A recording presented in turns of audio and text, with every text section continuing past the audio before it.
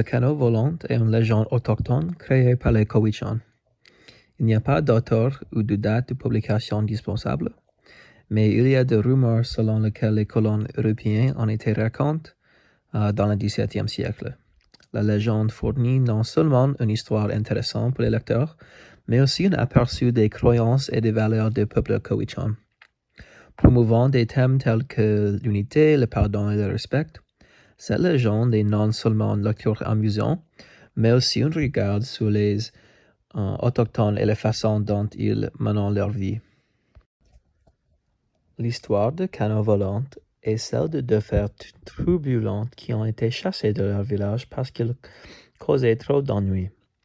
Suite à cette punition, les frères décident de chercher un nouvel endroit pour construire une maison et en chemin y recevoir des conseils d'animaux tels qu'un oiseau, un cerf et un poisson.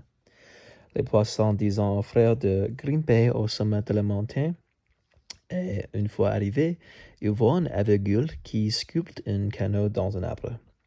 Perplexés quant à ce qui fait l'homme, les frères décident d'essayer de voler les utiles de l'homme avant de se faire attraper. Au lieu d'être en colère ou frustré, l'homme accueille les garçons dans sa maison et leur apprend à utiliser les utiles pour qu'ils puissent en fabriquer des canots et des maisons en bois. Les garçons passent le reste de leur temps sur la montagne à apprendre de l'homme tout en travaillant à la fabrication de leurs propres canots.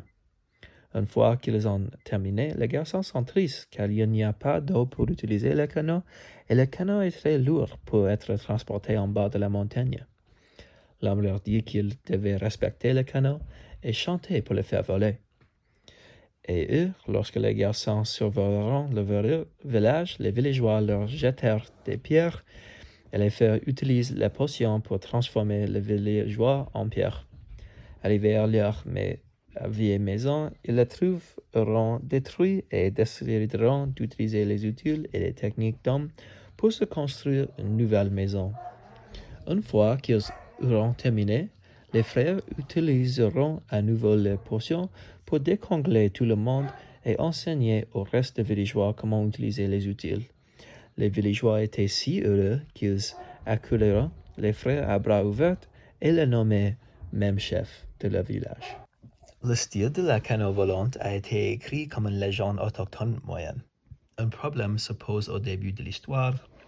Le personnage principal aborde le problème et commence à le résoudre avant de finalement résoudre le problème à la fin de l'histoire. En ce sens, la légende était un peu terne et pas plus originale, mais cependant, je pense que ce qui lui a vraiment donné sa personnalité, ce sont les éléments autochtones qu'ils ont tissés dans la légende. Des éléments tels que recevoir l'aide d'animaux, des événements mystiques comme transformer les gens en pierre ou faire voler un canot, et enfin des chansons et des chants ont tous contribué à élever cette légende en une histoire intéressante. En surface, la légende suit les éléments de clichés, mais où elle trouve sa personnalité et par l'ajout des éléments culturels et des bonnes histoires. De nombreux des thèmes étaient présents, mais les plus criants étaient ceux de l'unité, du respect et du pardon. L'unité peut être vue à travers de nombreux exemples dans le texte, le plus évidemment à travers les conversations des garçons et l'aide d'animaux, mais aussi à la fin où sont acceptés par le village et nommés chefs. Le respect se manifeste à travers l'artisan soigné utilisé pour fabriquer les canots, ainsi que les chants et chansons pour les faire voler. C'est non seulement un thème de respect, mais aussi un pilier important de la vie autochtone. Respecter la nature est une règle énorme dans la culture autochtone et est promue dans presque toutes leurs histoires. Respecter la nature signifie utiliser toutes les ressources et utiliser des pratiques méthodiques lors de la préparation de ce que la nature vous a donné. Un exemple de cela dans la légende est non seulement les outils spéciaux dont vous avez besoin pour vous procurer le canot, mais aussi les techniques spéciales et les chansons dont vous avez besoin pour la flotter et voler. Enfin, le pardon a été montré à travers les garçons à la fin de la légende, qui ont pardonné les villageois et ont commencé à travailler avec eux pour une vie meilleure, ainsi que l'aveugle qui a pardonné aux garçons d'avoir essayé de les voler et les a éculés à bras ouverts, allant même jusqu'à leur enseigner ses compétences. Ce que j'aime dans tous ces thèmes, c'est que chaque thème est un pilier de la vie autochtone.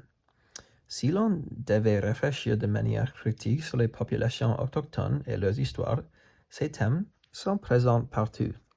L'unité peut être vue à travers leurs acceptances et leur volonté de commencer avec leurs colons ainsi que leur apprendre à utiliser et à fabriquer leurs outils.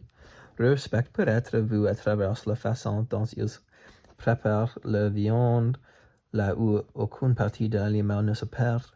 Enfin, le pardon peut être vu à travers la volonté de nous pardonner leurs oppresseurs pour avoir pris leurs terres et les avoir soumis à des conditions de vie et à des droits humains brutaux. Il est très intéressant de voir ces thèmes être enregistrés dans le XVIIe siècle, et il est facile de voir pourquoi les autochtones sont si sûrs dans leurs croyances. L'impact. Il s'agit d'une légende très populaire qui illustre comment les autochtones sont tombés sur l'un des outils les plus importants de leur histoire et l'impact est plus important que prévu. Cette histoire existe probablement depuis des centaines d'années, mais les commençants indépendants surnommés le Messager des Bois au milieu du XVIIe siècle ont beaucoup collaboré avec les autochtones et ont changé des histoires ainsi que des pratiques. On croit généralement que ces colons ont été informés de la légende de Cano lorsqu'ils ont appris à les fabriquer et au fil du temps, l'histoire a été modifiée et colonisée pour mieux s'aligner sur les croyances européennes. La légende québécoise, la chasse-galerie, est une histoire qui mêle folklore européen et légende autochtone. L'histoire parle d'un groupe de bûcherons qui font une marche avec le diable pour se rendre à une fête de Nouvel An en utilisant un canot volant. Et clairement, vous pouvez voir l'inspiration ici de la légende Cowichan. En conclusion, j'ai trouvé la légende de canot volant très intéressante. La légende en elle-même fait une lecture intéressante et l'ambiance de la légende me ramenait à mon enfance jusque je lisais des livres avec ma famille. En regardant plus profondément dans la légende, nous pouvons également voir des croyances culturelles et des points de vue imprégnés dans le texte tels que le respect, l'unité et le pardon pour tout.